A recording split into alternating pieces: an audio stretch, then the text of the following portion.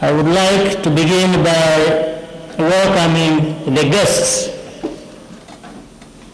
who have come to commemorate with us the 18th anniversary of the genocide that happened in our country, and thank those who have sent messages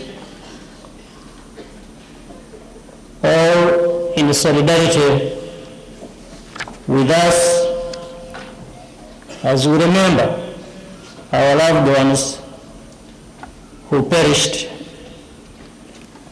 in the genocide. We will always remember them so that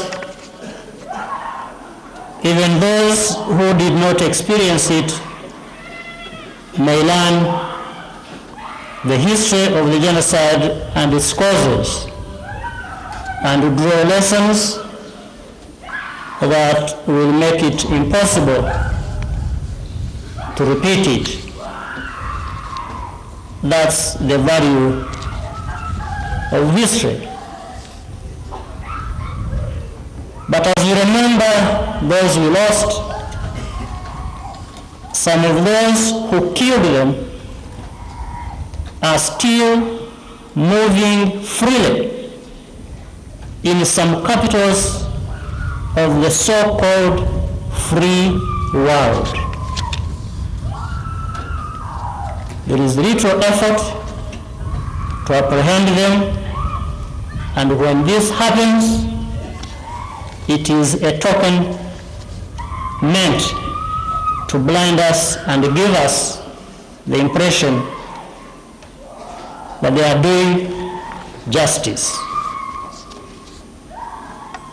Even when that happens, they are released shortly after. Yet, when acts of terrorism are committed against their people, the whole world is mobilized, in fact, sometimes forced to join in the search of those criminals that they can be, so that those criminals can be brought to justice. It would appear that Rwandan lives, or similarly lives of Africans, are less valued than the lives of their citizens. Worse still, those who committed genocide in this country and those who wish to deny us peace and security are said to be exercising their political freedoms.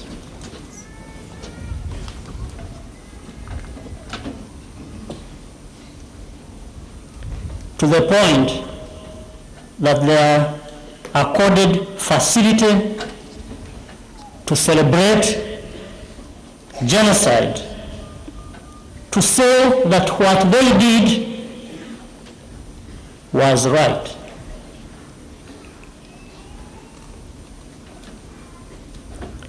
We understand better.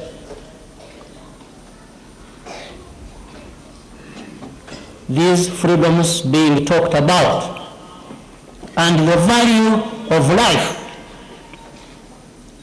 than these who utter this nonsense. Those who back them accuse us of all manner of things: lack of democracy, human rights and freedom of expression, when what we do is in the best interest of all our people.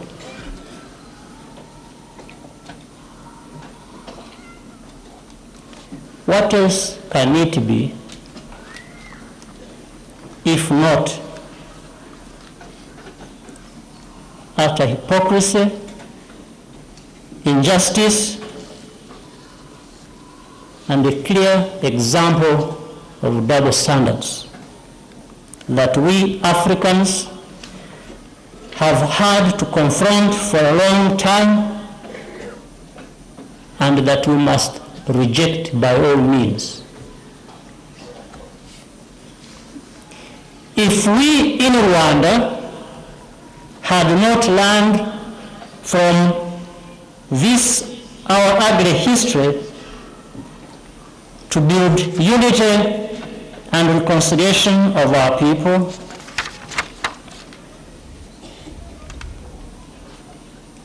we would still be having our own affairs managed by other people.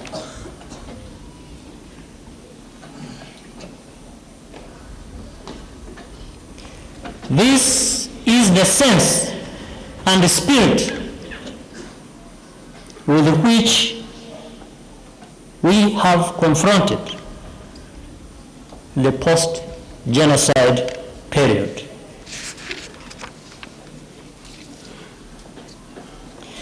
We have continued to make good progress because of courage and strength Rwandans have always displayed, from patriotism and striving for unity and a form of governance that seeks to foster the interest of all citizens. Today, we are stronger with greater ability and capacity than ever before. We have achieved stability. Rwandans feel better about how they are rebuilding their lives. Their participation in the social and economic transformation of our country gives us hope that we can seize the many opportunities to rebuild our country even further. Fellow Rwandans, there is no doubt that we are on course. Let us keep working together. Let us do more of what we have done, using our homegrown solutions that have brought us this far. Every Rwandan should do all that is possible. Seek strength from within us to overcome our challenges and work for the life we desire and deserve. And there are other good reasons for our optimism about the future. Rwandans still show the same tremendous courage.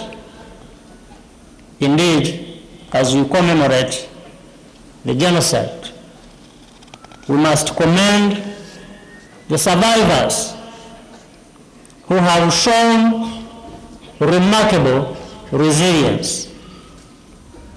They have refused to be consumed by sorrow, but asserted their right to live as all Rwandans. Our optimism is also built on the youth of Rwanda, a generation that was born during the genocide is now mature. They have grown up during the genocide, and they have grown up in a dignified Rwanda, in a country where every child has equal rights and opportunities, and where everyone is equal before the law. I wish to point out that the history of a people belongs primarily to them. And although many of our people perished in the genocide, it is still our history. The aftermath of the genocide, whether it is evidence given in court, judgment delivered by those courts, or a new country that emerged after it, all these are ours, even if this is to be shared by the rest of the world, especially shared by our own continent. This is why we should be the primary custodians of all these things, because they are the core part of our history and of great value to us. There is no sound reason why all records regarding the genocide should not be in our custody here in Rwanda. There is no sound reason whatsoever. Let me take this opportunity to thank all our friends, individuals and countries who have been by our side in the last 18 years. They did not only support in our development programs, but also helped make the genocide in our country understood in other parts of the world, and supported the fight against genocide deniers. I thank Rwandans for your role in the Gacaca courts that are concluding their work this year. We all know the value and role of Gacaca. What these courts achieved went beyond anybody's expectation. They administered justice and united Rwandans at the same time. These courts were evidence of our ability to find solutions to challenges that seemed insurmountable. In conclusion, I wish to assure all Rwandans that the government will do all in the power of all its institutions to see that we consolidate what we have achieved in the last 18 years. It is on this basis that I say without any doubt that those who still harbor negative or genocidal ideologies will not be allowed to take us back into our tragic history.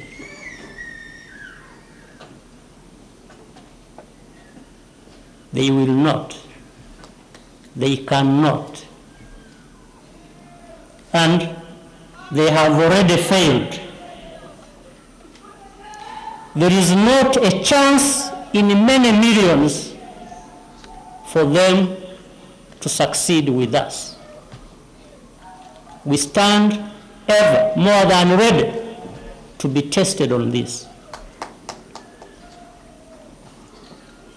We are more than ready. It doesn't matter who they are and who back them. It will not happen. Not a chance in millions.